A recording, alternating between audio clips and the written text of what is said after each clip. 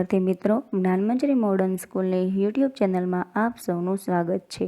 તારીખ 28/8/2020, ધોરણ 4, વિષય પર્યાવરણ, તાસ 2। આપણે તાસ 1માં પર્યાવરણ પાઠ 2 કાનથી કાન વિશે અભ્યાસ કરી ચૂક્યા। હવે આપણે આજે સ્વાપોથીમાં પાઠ 2 વિશે અભ્યાસ કરીશું। તો વિદ્યાર્થી મિત્રો, આપ સૌનું ધ્યાન અહીં। પાઠ 2 કાનથી કાન। પ્રશ્ન 1, નીચેના દરેક પ્રશ્નના ઉત્તર માટે આપેલ વિકલ્પમાંથી સાચો વિકલ્પ શોધીને તેનો ક્રમાક્ષર પ્રશ્નની સામે આપેલ ચોરસમાં લખો। વિકલ્પમાંથી જે સાચો જવાબ આવે એ આપણે બાજુમાં ચોરસમાં લખવાનો છે। પહેલું, નીચેના પૈકી કયા પ્રાણીના કાન ખૂબ મોટા હોય છે? તો અ હરણ, બ હાથી, ક સસલું, ડ ભેંસ। આપણે સૌ જાણીએ છીએ કે કયા પ્રાણીના કાન આમાંથી સૌથી મોટા હોય છે? તો કે હાથી। તો એમાં આપણે કરીશું બ। બીજું, નીચેના પૈકી કયા પ્રાણીના કાન બહાર દેખાતા નથી? અ ગાય, બ બકરી, ક કાગડો, ડ ઘેટું। તો ગાય, બકરી, ઘેટું, કાગડો આ બધા જ પ્રાણીઓ આપણે જોયેલા છે અને આપણને ખબર પણ છે કે આમાંથી કેના કાન છે બહાર દેખાય છે અને કેના દેખાતા નથી। તો ગાય, બકરી, ઘેટું આના કાન દેખાય છે, જ્યારે કાગડાના કાન બહાર દેખાતા નથી, એટલે આપણે એના જવાબમાં કરીશું ક। ત્રીજું, કયા પ્રાણીના કાન માથાની ઉપર હોય છે? અ ગાય, બ બકરી, ક હાથી, ડ હરણ। તો કે હરણ।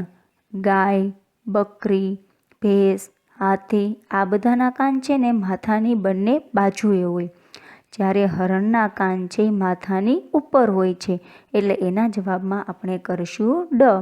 પછી ચોથું છે, કયું પ્રાણી બચ્ચાને જન્મ આપે છે? અ મોર, બ સસલું, ક અજગર, ડ મગર। તો મોર છે એ ઈંડા મૂકે છે, સસલું છે એ બચ્ચાને જન્મ આપે છે, અજગર, મગર એ પણ ઈંડા મૂકે છે। તો આપણે આના જવાબમાં લખીશું બ સસલું, જે બચ્ચાને જન્મ આપે છે। પાંચમું, કયું પ્રાણી ઈંડા મૂકે છે? ચકલી, કૂતરો, ઉંદર, ખિસકોલી। આમાંથી ઈંડા કયું પ્રાણી મૂકે? તો કૂતરો, ઉંદર, ખિસકોલી આ તો બચ્ચાને જન્મ આપે છે, જ્યારે ચકલી છે ઈંડા મૂકે છે। આપણે બધા તો જાણીએ જ છીએ। તો કે અ એમાં ચકલી। છઠ્ઠું, કયું પ્રાણી આપણું રાષ્ટ્રીય પ્રાણી છે? હવે આ તો બધાને જ ખબર હોય, આપણા રાષ્ટ્રીય પ્રાણી, રાષ્ટ્રીય ફૂલ આ વિશે તો આપણે બધા જ જાણતા હોઈએ છીએ।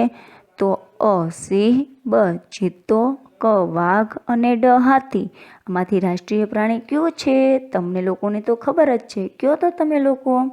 તો કે ક વાઘ, એટલે એમાં આપણે કરીશું ક। સાતમું, કયા પ્રાણીના શરીર પર વાળ હોય છે? અ મોર, બ હંસ, ક બતક અને ડ ઉંદર। તો આમાંથી કયા પ્રાણીના શરીર પર વાળ હોય છે? તમને બધાને જ ખબર છે, આપણે પાઠમાં પણ સમજી ચૂક્યા છીએ। તો કે ઉંદર। મોર, હંસ, બતક આ પ્રાણીને વાળ હોતા નથી, જ્યારે ઉંદરને શરીર પર વાળ હોય છે, એટલે એમાં કરીશું ડ। પછી આઠમું, કયા પ્રાણીના શરીર પર પીંછા હોય છે? કયું પ્રાણી છે જેના શરીર પર પીંછા હોય છે? અ કબૂતર, બ સસલું, ક ખિસકોલી અને ડ સાપ। તો સસલું, ખિસકોલી, સાપ આના શરીર પર પીંછા હોય છે? આ બધાને તો તમે પણ જોયા છે। શું તમે એની શરીર પર પીંછા જોયા છે? ના, નથી જોયા। એના શરીર પર પીંછા હોતા નથી, એટલે એમાં આવશે અ કબૂતર, એના શરીર પર પીંછા હોય છે। બાળકો, તમારે પણ સાથે સ્વામાં પૂરતું જવાનું છે। હવે પ્રશ્ન 2, યોગ્ય શબ્દ વડે નીચેના વિધાનોમાં ખાલી જગ્યા પૂરો। તો એમાં છે પહેલું, જે પ્રાણીના કાન બહાર દેખાય છે તે ખાલી જગ્યાને જન્મ આપે છે। જે પ્રાણીના કાન બહાર દેખાતા હોય અને તેના શરીર પર વાળ હોય તે બચ્ચાને જન્મ આપે છે। આપણે વ્યાખ્યા છે પાઠ્યપુસ્તકમાં સમજી ગયા છીએ, એટલે એમાં આવશે બચ્ચા। બીજી ખાલી જગ્યા, જે પ્રાણીના કાન બહાર દેખાતા નથી તે ખાલી જગ્યા આપે છે। જે પ્રાણીના કાન બહાર દેખાતા નથી, જેના શરીર પર વાળ હોતા નથી, એ ઈંડા આપે છે. એટલે એમાં આપણે કરશું ઈંડા. ઉદાહરણ તરીકે ચકલી, કાગડો, પોપટ, મોર, ગરોળી, મગર આ બધા ઈંડા આપતા પ્રાણીઓ છે. હવે ત્રીજું, પર્ણ આકારના કાન ધરાવતું પ્રાણી ખાલી જગ્યા છે. આપણે સમજાવ્યું હતું મેં આગળ પણ. પર્ણ એટલે કે પાંદડું. પાંદડા આકારના કાન ધરાવતું પ્રાણી કયું? તો કે સસલું. તો એમાં આપણે લખશું સસલું.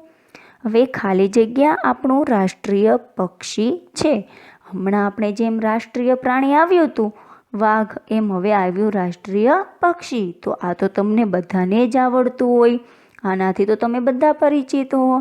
કયો તો કયું આપણું રાષ્ટ્રીય પક્ષી છે? તો કે મોર.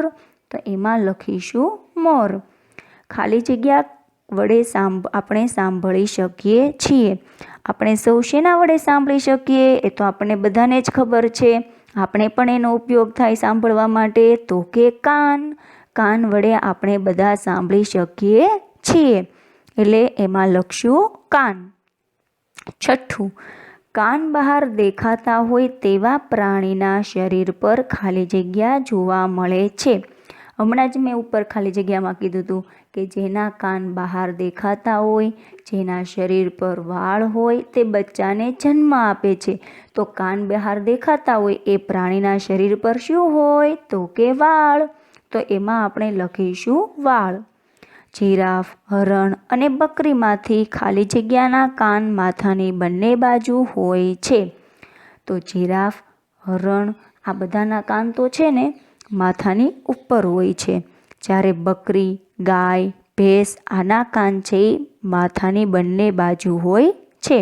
એટલે એમાં આવશે બકરી. આ જવાબ પણ તમારે બાળકો સાથે લખતા જવાના રહેશે. હવે છે પ્રશ્ન 3. નીચેના વિધાનોમાંથી સાચા વિધાન સામે સાચાનું અને ખોટા વિધાન સામે ખોટાની નિશાની કરો. પહેલું, સાપ બચ્ચાને જન્મ આપે છે. તો સાપ બચ્ચાને જન્મ આપે ના, સાપ છે એ ઈંડા મૂકે છે. એટલે પહેલામાં આવશે ખોટું. પછી બીજું છે, ઈંડા મૂકનાર પ્રાણીના શરીર પર વાળ જોવા મળતા નથી. તો કે સાચું. જે પ્રાણી ઈંડા મૂકે છે એના શરીર પર વાળ હોતા નથી, અને જે પ્રાણી ઈંડા મૂકતા નથી એના શરીર પર વાળ જોવા મળે છે.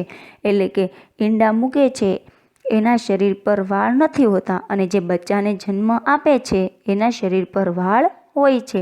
એટલે બીજામાં આવશે સાચું. ત્રીજું, સિંહ આપણું રાષ્ટ્રીય પ્રાણી છે. સિંહ આપણું રાષ્ટ્રીય પ્રાણી કહેવાય? ના, આપણું રાષ્ટ્રીય પ્રાણી કયું છે? હમણાં જ આપણે આગળ આવી ગયું. તો કે આપણું રાષ્ટ્રીય પ્રાણી છે વાઘ. એટલે ત્રીજામાં આવશે ખોટું. ગાયના કાન માથાની બંને બાજુ હોય છે. તો કે હા, ગાયના કાન, ભેંસના, બકરીના માથાની બંને બાજુ હોય છે. એટલે એમાં આવશે સાચું. પાંચમું, પક્ષીના કાનની જગ્યાએ કાણા હોય છે.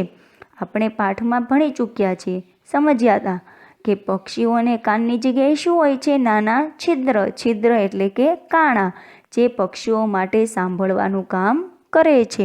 એટલે પક્ષીને કાનની જગ્યાએ કાણા હોય છે. એટલે એમાં આવશે સાચું. પછી છઠ્ઠું, મગર ઈંડા મૂકે છે. તો કે હા, એમાં સાચું, મગર ઈંડા મૂકે છે. હવે છે પ્રશ્ન 4. બંધ બેસતા જોડકા રચો. સાચો જવાબ છે એ વચ્ચે ઉત્તરમાં લખવાનો છે. વિભાગ અ છે, ઉત્તર છે, વિભાગ બ છે. અને આ પ્રશ્ન બમાંથી ગોતીને લખવાના છે. હવે પહેલું, પર્ણ આકારના કાન. આ તો આપણે પાઠમાં વારંવાર આવ્યું છે. પાંદડા આકારના કાન કોના હોય છે? તો કે સસલાના. એટલે એમાં આવશે ક. પછી બીજું, પંખા જેવા કાન. મોટા પંખા, સુપડા જેવા કાન કોના હોય છે? તો કે હાથીના. એટલે એમાં આવશે અ. પછી પેટે સરકીને ચાલે, જે સરીસૃપ પ્રાણી કહેવાય. આપણે 3જા ધોરણમાં પણ ભણી ચૂક્યા છીએ. સરીસૃપ પ્રાણી કોને કહેવાય? તો કે પેટે સરકીને ચાલે. ઉદાહરણ તરીકે સાપ, અજગર, ઈયળ, અળસિયું આ બધા છે એ પેટે સરકીને ચાલે છે? તો એના જવાબમાં આવશે સાપ. પછી પક્ષી. તો હવે આ બધામાં પક્ષી કયું છે? હાથી, ચકલી, સસલું, કૂતરો, સાપ, એ બધામાં પક્ષી કયું છે? તો કે ચકલી. તો એમાં આવશે ચકલી. હવે આપણે સમજીએ પ્રશ્ન 5. શું આ પ્રાણી રમૂજી લાગે છે? કલાકારે પ્રાણીના માથા પર કાન ખોટા દોર્યા છે. નીચે આપેલી જગ્યામાં પ્રાણીના સાચા કાન કયા પ્રાણી પર છે તે આપણે જણાવવાનું છે. આ પ્રશ્ન છે આપણે પાઠ્યપુસ્તકમાં આવી ગયો છે. બીજી વાર આપણે સમજી લઈએ. તો આપણને ચિત્રમાં ઘણા પ્રાણી આપ્યા છે. હાથી, ભેંસ, જીરાફ, કૂતરો, હરણ, ઉંદર, સસલું. હવે આ પ્રાણીને એકબીજાના કાન છે. ચાલો જોઈએ કે આ પ્રાણીને કોના કાન છે. તો ઉદાહરણ આપ્યું છે હાથી. હાથીએ પોતાના કાન કોને આપ્યા છે? તો કે જીરાફને આપ્યા છે. પછી છે સસલું. તો સસલુએ પોતાના કાન કોને આપ્યા છે? તો સસલાએ પોતાના કાન આપ્યા છે હાથીને. આપણે હાથી જોઈ શકીએ છીએ ને, જો ચિત્રમાં મોટું પ્રાણી છે ને કાન તો નાના નાના દેખાય છે. એટલે આપણને ખબર તો પડી જ જાય કે હાથીને કાન છે એ ઉંદરના છે. પછી છે જીરાફ. તો જીરાફે કોને કાન આપ્યા છે? તો કે જીરાફે સસલાને કાન આપ્યા છે. પછી કૂતરો. તો કૂતરાએ કાન આપ્યા છે ઉંદરને. પછી ભેંસ. ભેંસે પોતાના કાન હરણને આપ્યા છે અને હરણે પોતાના કાન આપ્યા છે ભેંસને. એમ આપણે જોયું કે એકબીજા પ્રાણીએ એકબીજાને કાન આપ્યા છે. પછી છે પ્રશ્ન 6. જુદા જુદા પ્રાણીઓને જુદા જુદા પ્રકારના કાન હોય છે. નીચે આપેલા પ્રાણીમાંથી કયા પ્રાણીના કાન તમે જોઈ શકો છો અને કયા પ્રાણીના કાન તમે જોઈ શકતા નથી તે નીચે આપેલ કોષ્ટકમાં લખો. આ પ્રશ્ન પણ આપણે પાઠ્યપુસ્તકમાં આવી ગયો છે, છતાં આપણે એકવાર જોઈ લઈએ. તો પહેલું ખાનું છે એમાં છે જેના કાન આપણે જોઈ શકીએ છીએ અને બીજા ભાગમાં છે કે જેના કાન આપણે જોઈ શકતા નથી. તો હવે પહેલું છે હરણ. તો હરણ તો તમે બધાએ જ જોયું છે. તો આપણે હરણના કાન જોઈ શકીએ છીએ ને? તમે જોયું છે ને? તો આપણે હરણ લખશું પહેલા ખાનામાં. પછી છે દેડકો, માછલી, કીડી. તો આ પ્રાણીઓ પણ તમે જોયા છે. કાગડો, આ બધા પ્રાણી તમે જોયા છે. તો એના કાન આપણે જોઈ શકતા નથી. એટલે દેડકો, માછલી, કીડી, કાગડો આપણે લખશું બીજા ખાનામાં, જેમાં છે કે જે આપણે કાન જોઈ શકતા નથી. પછી ભૂંડ, જીરાફ, બિલાડી, વાઘ. આ પ્રાણીને પણ આપણે જોયા છે. તમે લોકોએ પણ જોયા છે. તમે એનાથી પરિચિત પણ છો. તો એ પ્રાણીના કાન છે આપણને જોવા મળે છે. એના કાન છે એ બહાર હોય છે. એટલે આપણે પહેલા ખાનામાં લખશું ભૂંડ, જીરાફ, બિલાડી, વાઘ. પછી ચકલી. તો ચકલીના કાન આપણે જોઈ શકતા નથી. એટલા માટે એને આપણે લખીશું બીજા ખાનામાં, કારણ કે ચકલીને કાનની જગ્યાએ શું હોય છે? નાના છિદ્ર, જે એના પીછામાં ઢકાયેલા હોય છે. પણ એના કાન એ છિદ્રો છે જે કાણા, એના દ્વારા એ સાંભળવાનું કામ કરે છે. પછી છે ભેંસ. તો ભેંસને તો આપણે બધાએ જોઈ છે. હમણાં પાઠની શરૂઆતમાં ચિત્રમાં જ જોઈ હતી, તાસ 1માં. અત્યારે પણ હમણાં ચિત્રમાં જોઈ હતી. તો ભેંસને કાન હોય છે, બહાર દેખાય છે. એટલે એને લખશું આપણે પહેલા ખાનામાં. પછી સાપ, ગરોળી, બતક. આને કાન હોતા નથી. એટલે એના કાન આપણે જોઈ શકતા નથી. એટલે એને આપણે લખીશું બીજા ખાનામાં. હાથી અને વાંદરો. હાથી અને વાંદરાના કાન પણ બહાર દેખાય છે. એ પણ આપણે જોઈ શકીએ છીએ. હાથીના કાન તો કેવડા મોટા હોય છે, ખબર છે ને તમને બધાને? એટલે એને લખશું આપણે પહેલા ખાનામાં. પછી છે પ્રશ્ન 7. નીચે આપેલા પ્રાણીના નામની સામે તેમના દેખાવના આધારે સામેના ખાનામાં સાચું કરવાનું છે. આપણે આ અગાઉ ભણી ચૂક્યા છીએ, ખાલી માહિતી મેળવી લઈએ બીજી વાર. તો જો પ્રાણીના નામ છે, કાન બહાર દેખાય એના છે, કાન ન દેખાય એના છે, ચામડી પર વાળ હોય એના છે ને ચામડી પર પીછા હોય એના છે. તો કે જે પ્રાણીના કાન બહાર દેખાય એની ચામડી પર વાળ હોય છે. અને જે પ્રાણીના કાન બહાર ન દેખાય એની ચામડી પર વાળ હોતા નથી, પીછા હોય છે. અને અમુક પ્રાણી એવા હોય છે કે જેની ચામડી પર વાળ કે પીછા કાંઈ પણ હોતું નથી. તો પેલું બકરી, તો બકરીના કાન પણ બહાર દેખાય છે અને એની ચામડી પર વાળ પણ હોય છે. પછી છે ગરોળી, તો ગરોળીના કાન બહાર દેખાતા નથી અને એની ચામડી પર વાળ કે પીછા કશું જ હોતું નથી. પછી ચકલી, કબૂતર, આ બંનેના કાન પણ બહાર દેખાતા નથી, પણ એના ચામડી પર શું જોવા મળે છે? તો કે પીછા. એટલે આપણે એમાં સાચું કરીશું. પછી ઉંદર, બિલાડી, ભેંસ, આ બધા પ્રાણીને આપણે જોયા છે. એને તો કાન બહાર દેખાય છે અને એની ચામડી પર વાળ પણ હોય છે. એટલે એમાં આપણે કરીશું સાચું. કાન બહાર દેખાય છે એમાં અને ચામડી પર વાળ હોય છે એમાં. પછી છે બતક. બતક, દેડકો, કાગડો, મોર, આ બધા પ્રાણીને કાન બહાર દેખાતા નથી. એટલે આપણે એમાં કાન બહાર નથી દેખાતા એમાં સાચું કરીશું. પણ બતકને પીછા હોય છે, દેડકાને ચામડી પર વાળ પણ હોતા નથી અને પીછા પણ હોતા નથી ગરોળી જેમ. કાગડા અને મોરને પણ પીછા હોય છે, એટલે એમાં કરીશું સાચું. પછી છે ભૂંડ, તો ભૂંડના કાન પણ બહાર દેખાય છે અને એની ચામડી પર વાળ પણ દેખાય છે, એટલે એમાં કરીશું સાચું. જોવા મળે છે મરઘી, તો મરઘી છે એ ઈંડા આપે છે. એટલે એને શું હોય છે કે ચામડી પર વાળ હોતા નથી, કે ચામડી પર પીછા હોય છે અને એના કાન પણ બહાર દેખાતા નથી, એટલે એમાં કરશું આપણે સાચું. પછી છે ગાય, તો ગાયના કાન પણ બહાર દેખાય છે, શરીર પર વાળ પણ હોય છે, એટલે એમાં આપણે કરીશું સાચું. પછી જોઈએ પ્રશ્ન 8. શું તમે કહી શકો કે ઉપરના કોષ્ટકમાં બતાવેલા કયા પ્રાણી ઈંડા આપે છે? તેમને શોધીને તેમના નીચેના લીલા કોષ્ટકમાં તથા કોષ્ટકમાં દર્શાવેલ કયા પ્રાણી બચ્ચાને જન્મ આપે છે તેના નામ નીચે લાલ કોષ્ટકમાં લખવાના છે. હવે આપણને જે પ્રાણી ઈંડા આપતા હોય એને પહેલા કોષ્ટકમાં લીલા અને જે પ્રાણી બચ્ચાને જન્મ આપતા હોય તેને બીજા કોષ્ટકમાં એટલે કે લાલ કોષ્ટકમાં લખવાના છે, જે આપણે પાઠ્યપુસ્તકમાં સમજી ચૂક્યા છીએ, છતાં આપણે એક નજર ફેરવી લઈએ. હવે ઈંડા આપનાર પ્રાણીઓ ક્યાં છે? તો આગળ કોષ્ટકમાં જે નામ આવ્યા એ આપણે જોઈએ. તો કે ચકલી, કબૂતર, બતક, દેડકો, કાગડો, મોર, મરઘી, ગરોળી, આ બધા પ્રાણીઓ છે ઈંડા આપે છે. એના શરીર પર વાળ હોતા નથી. અમુકના શરીર પર પીછા હોય છે, ચકલી, કબૂતર, બતક, કાગડો, મોર, આ બધાના. જ્યારે દેડકો, ગરોળી, આના શરીર પર પીછા હોતા નથી. હવે બીજું કોષ્ટક છે એમાં બચ્ચાને જન્મ આપનાર પ્રાણી, તો કે બકરી, હાથી, ઉંદર, બિલાડી, ભૂંડ, ઊંટ, ગાય, ભેંસ, આ બધા પ્રાણીઓ છે એ બચ્ચાને જન્મ આપે છે.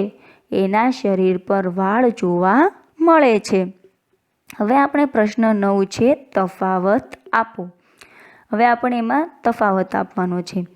બચ્ચાને જન્મ આપનાર પ્રાણી અને ઈંડા મૂકનાર પ્રાણી, તફાવત એટલે કે બેમાં અલગતા શું છે એ જોવાનું છે. તો પહેલું, આંચળવાળા પ્રાણીઓ હોય એ બચ્ચાને જન્મ આપે છે અને આંચળવાળા પ્રાણી સિવાયના મોટા ભાગના પ્રાણી ઈંડા મૂકે છે. તો કે ગાય, ભેંસ, બકરી, આ બધા છે એ બચ્ચાને જન્મ આપે આંચળવાળા હોય છે અને આંચળવાળા સિવાયના એટલે કે કાગડો, ચકલી, કબૂતર, મોર, પોપટ, દેડકો, ગરોળી, આ બધા છે એ શું કરે છે? ઈંડા મૂકે છે. બીજું, બચ્ચાને જન્મ આપનાર પ્રાણીના કાન બહાર દેખાય છે, જ્યારે ઈંડા મૂકનાર પ્રાણી છે એના કાન બહાર દેખાતા નથી. પછી ત્રીજું, તેમના શરીર પર વાળ હોય છે, એટલે કે બચ્ચાને જન્મ આપનાર પ્રાણી હોય એના કાન બહાર દેખાતા હોય છે, શરીર પર વાળ હોય છે, જ્યારે ઈંડા મૂકનાર પ્રાણીના શરીર પર વાળ હોતા નથી. ચોથું, આવા પ્રાણીની સંખ્યા ઓછી છે અને આવા પ્રાણીની સંખ્યા ઘણી વધારે છે. બચ્ચાને જન્મ આપનાર પ્રાણીની સંખ્યા ઓછી છે અને ઈંડા મૂકનાર પ્રાણીની સંખ્યા વધુ છે. બંનેમાં આ તફાવત જોવા મળે છે. આંચળવાળા પ્રાણીઓ જન્મ આપે છે. આંચળ સિવાયના પ્રાણીઓ હોય મોટા ભાગના ઈંડા મૂકે છે. બચ્ચાને જન્મ આપે એના કાન બહાર દેખાય છે, ઈંડા મૂકે એના કાન બહાર દેખાતા નથી. એના કાનની જગ્યાએ શું હોય છે? કાણા હોય છે. પછી બચ્ચાને જન્મ આપનાર પ્રાણીના શરીર પર વાળ હોય છે, જ્યારે ઈંડા મૂકનાર પ્રાણીના શરીર પર વાળ હોતા નથી. બચ્ચાને જન્મ આપનાર પ્રાણીની સંખ્યા ઘણી ઓછી છે, જ્યારે ઈંડા મૂકનાર પ્રાણીની સંખ્યા ઘણી વધારે છે. હવે આપણે જોઈએ પ્રશ્ન 10. નીચેના પ્રશ્નોના ઉત્તર માટે 1-2 વાક્યમાં લખો. હવે તમે તમારા ઘર અથવા શાળાની આસપાસ નાના બચ્ચાવાળા પ્રાણી જોયા છે? તેના નામ લખવાના છે. તો આપણા ઘરની આસપાસ એવા હોઈ શકે, કૂતરી, વાંદરા, બિલાડી, ભૂંડ, આ બધા પ્રાણી છે એના નાના બચ્ચા આપણે જોઈ શકીએ છીએ. વાંદરા આપણી આજુબાજુ ન જોવા મળે, પણ કોકે પાળેલા હોય તો જોવા મળે છે. જેમના કાન તેના માથાની બંને બાજુ હોય તેવા પ્રાણીના નામ લખો. એટલે કે કાન માથાની બંને બાજુ આપણે આગળ ખાલી જગ્યામાં ને એમાં સમજી ગયા છીએ. તો કે ગાય, ભેંસ, બકરી, બળદ, હાથી, હરણ, આ બધાના કાન છે એ માથાની બંને બાજુ હોય છે. પછી ત્રીજું છે, વાઘનો ખોરાક શું છે તે જણાવો. વાઘનો ખોરાક, તો વાઘ છે એ તો શિકારી પ્રાણી છે. એ ક્યાં રહેનારું પ્રાણી છે? જંગલમાં રહેનારું પ્રાણી છે. એટલે એનો ખોરાક તો હરણ, ગાય, ભેંસ, બકરી, ઘેટા, જંગલના બીજા નાના પ્રાણીઓ એ બધા હોય છે. એનો શિકાર કરીને વાઘ છે એ માંસ ખાય છે જંગલમાં. પછી ચોથો સવાલ, કયા પ્રાણી ઈંડા આપે છે? તો કે જે પ્રાણીના કાન બહાર દેખાતા નથી અને તેના શરીર પર વાળ નથી તે પ્રાણી ઈંડા આપે છે. પછી છે પાંચમો સવાલ, કયા પ્રાણીઓ બચ્ચાને જન્મ આપે છે? તો કે જે પ્રાણીના કાન બહાર દેખાય છે, તેના શરીર પર વાળ હોય છે તે પ્રાણી બચ્ચાને જન્મ આપે છે. આપણે ઉદાહરણ જોઈએ તો કે ગાય, ભેંસ, બળદ, બકરી, ઊંટ, કૂતરું, આ બધા છે એ બચ્ચાને જન્મ આપે છે. પ્રાણીઓમાં કાનનું શું કાર્ય છે? તો પ્રાણીઓ પણ કાનની મદદથી સાંભળી શકે છે. આપણે જેમ કાનની મદદથી સાંભળી શકીએ છીએ તેમ પ્રાણીઓ પણ કાનની મદદથી સાંભળી શકે છે. હવે કયા પ્રાણીના શરીર પર વાળ હોય છે? તો કે જે પ્રાણી બચ્ચાને જન્મ આપે છે તે પ્રાણીના શરીર પર વાળ હોય છે. ઉદાહરણ તરીકે ગાય, ભેંસ, કૂતરું, બકરી, બિલાડી, ઉંદર, આ બધા. પછી કયા પ્રાણીઓના શરીર પર પીછા હોય છે? તો કે જે પ્રાણીઓ ઈંડા મૂકે છે તે પ્રાણીના શરીર પર પીછા હોય છે. ઉદાહરણ તરીકે જોઈએ તો કાગડો, ચકલી, પોપટ, મોર, આ બધા પ્રાણીઓ. આટલું આપણે સમજી ગયા. આ તમારે બધાએ મારી સાથે તમારી સ્વાપોથીમાં લખતું જવાનું છે. હવે છે પ્રશ્ન 11. નીચેના પ્રશ્નોના ઉત્તર લખો.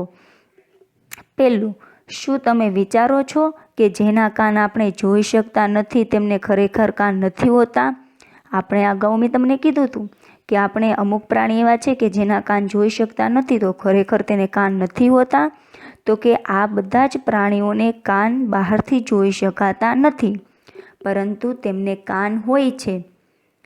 ચકલી, કબૂતર, મોર, પોપટ, આ બધાને કાન હોય છે, પણ એના કાન છે એ પોતાના પીછામાં ઢકાયેલા હોય છે.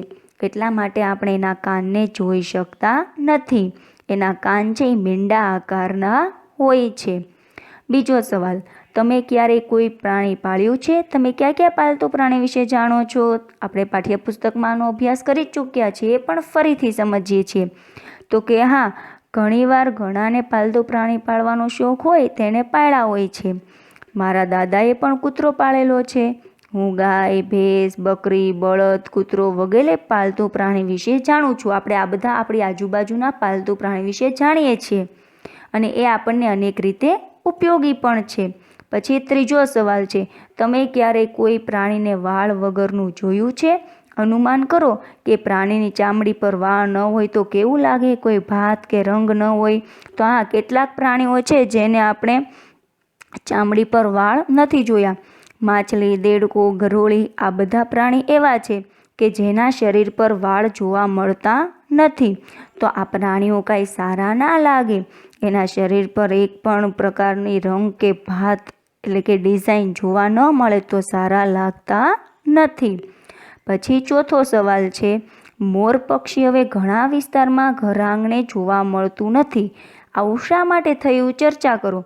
તો કે પહેલાંના સમયમાં છે ને રહેઠાણની આસપાસ ચબૂતરા બંધાવવામાં આવતા હતા. આ ચબૂતરામાં ચણ નાખવામાં આવતું હતું. એટલા માટે બધા પક્ષીઓ છે એ ચણવા માટે આવતા હતા. હવે તો ચબૂતરા જ ખૂબ ઓછા થઈ ગયા છે. ચબૂતરા જ કોઈ નથી બાંધતું બહુ. આ માટે મોર જેવા પક્ષીઓ છે, વગડા છે, ખેતર છે, ત્યાં જતા રહે છે. એ વિસ્તારમાં રહેવાનું પસંદ કરે છે અને એ ઘર આંગણે ઓછા જોવા મળે છે. સીમ, ખેતર, વગડાના વિસ્તારમાં એને જવું પડે છે અને ત્યાં એને દાણા, ચણ બધું મળી રહે છે. એટલા માટે હવે મોર છે એ ઘર આંગણે જોવા મળતા નથી. પાંચમો પ્રશ્ન છે, વાઘને રાષ્ટ્રીય પ્રાણી તરીકે કેમ જાહેર કરવામાં આવ્યું? તો કે ભારતના પૂર્વના જંગલોમાં રહેનારું પ્રાણી છે વાઘ. પ્રાચીન સમયથી પહેલાંના સમયમાં છે ને રાજા મહારાજા વાઘનો શિકાર કરતા. આટલા માટે વાઘ છે ને એની સંખ્યા ઓછી થતી જતી. તેમનું જીવન જોખમમાં હતું. કારણ કે રાજા મહારાજા છે પોતાના શોખ ખાતર વાઘનો શિકાર કરી નાખે તો વાઘની સંખ્યા તો ઘટતી જવાની છે. એટલા માટે વાઘનું અસ્તિત્વ જોખમમાં મુકાયું હતું. આથી વાઘના રક્ષણ માટે સરકાર દ્વારા ઈસવીસન 1972માં પ્રોજેક્ટ ટાઈગર એવો એક કાયદો અમલમાં આવ્યો અને એના દ્વારા વાઘને રાષ્ટ્રીય પ્રાણી તરીકે જાહેર કરવામાં આવ્યું અને પછી પ્રતિબંધ મુકાયો કે કોઈ પણ વાઘનો શિકાર કરી શકશે નહીં. આ માટે રાષ્ટ્રીય પ્રાણી તરીકે વાઘને જાહેર કરાયું છે. હવે છે પ્રશ્ન 12, નીચેના પ્રાણીનું ઈંડા મૂકતા પ્રાણી અને બચ્ચાને જન્મ આપતા પ્રાણીમાં વર્ગીકરણ કરો. તો હવે ઈંડા મૂકતા પ્રાણી અને બચ્ચાને જન્મ આપતા પ્રાણીમાં વર્ગીકરણ. તો આપણે પહેલેથી એક એક જોઈએ. કાગડો. તો કાગડો શું કરે? આપણને બધાને જ ખબર છે. તો કે ઈંડા મૂકે. તો પહેલાંમાં લખો કાગડો. પછી છે મોર. તો મોર પણ ઈંડા મૂકે છે. તો એની બાજુમાં લખો મોર. પછી છે બિલાડી. તો કે બિલાડી છે એ બચ્ચાને જન્મ આપે છે એટલે પહેલા ખાનામાં લખશું બિલાડી. પછી છે ચામાચીડિયું. તો ચામાચીડિયું છે એ પણ શું કરે છે? તો કે બચ્ચાને જન્મ આપે છે એટલે એમાં લખશું ચામાચીડિયું. પછી માછલી. તો માછલી છે એ ઈંડા મૂકે છે. વહેલ. વહેલ છે એ બચ્ચાને જન્મ આપે. વહેલ તો મોટા દરિયામાં રહેતી માછલી છે તો બહુ મોટી જ હોય એટલે વહેલને લખશું આપણે બચ્ચાને જન્મ આપતા પ્રાણીમાં. પછી છે ગરોળી. તો ગરોળી તો ઈંડા જ મૂકે. આપણે પાઠમાં આવી જ ગયું છે ને, જાણો છો ને તમે બધા. પછી હરણ. તો હરણ છે એ બચ્ચાને જન્મ આપે છે. પછી છે મગર. તો મગર છે ઈંડા મૂકે છે. સસલું. સસલું છે બચ્ચાને જન્મ આપે છે. દેડકો. તો દેડકો છે એ ઈંડા મૂકતું પ્રાણી છે. અને છેલ્લે ઉંદર. તો ઉંદર છે બચ્ચાને જન્મ આપે છે. આમ આપણે જોયું કે ઈંડા મૂકતા પ્રાણી હોય છે અને બચ્ચાને જન્મ આપતા પ્રાણીઓ ક્યાં છે. આપણને એની જાણ મળી કે કયા પ્રાણી છે ઈંડા મૂકે છે, કયા પ્રાણી બચ્ચાને જન્મ આપે છે. આપણે સમજ્યા. હવે છે પ્રવૃત્તિ જે તમારે હોમવર્કમાં કરવાની છે. પછી પ્રવૃત્તિ નીચે છે આપણને અન્ય પ્રવૃત્તિમાં પ્રશ્ન આપ્યા છે કે તમારા ઘરે, મહોલ્લામાં, શાળામાં, ગામ અથવા શહેરમાં તમારી આજુબાજુ રહેતા પ્રાણી, પશુ, પક્ષી, જીવજંતુમાંથી શરીર પર વાળવાળા અને શરીર પર પીંછાવાળા હોય તેની યાદી બનાવવાની છે. એટલે કે આપણી આજુબાજુ રહેતા હોય, આપણે જોયેલા હોય એવા. તો કે ગાય, ભેંસ, ગધેડું, કૂતરું, બિલાડી, ઉંદર, ઘોડો, બકરી, ઘેટું, ઊંટ, બળદ આ બધા પ્રાણી એવા છે કે જેના શરીર પર વાળ હોય છે, જેને આપણે આજુબાજુ ઘણીવાર જોઈએ છીએ. પછી છે શરીર પર પીંછાવાળા પ્રાણી. તો કે કબૂતર, કાગડો, પોપટ, હોલો, ચકલી, મરઘી, કૂકડો, કાબર આ બધા પ્રાણી છે એના શરીર પર પીંછા હોય છે. આ બધા પ્રાણીઓને પણ આપણે જોયા છે. હવે છે હોટ પ્રકારના પ્રશ્નો, એટલે એમાં પણ વિકલ્પો છે. સાચો વિકલ્પ હોય એ આપણે ચોરસમાં લખવાનો છે. તો કે પહેલું, નીચેનામાંથી કયા પ્રાણીના શરીર પર વાળ હોતા નથી? ઉંદર, પોપટ, બિલાડી, ખિસકોલી.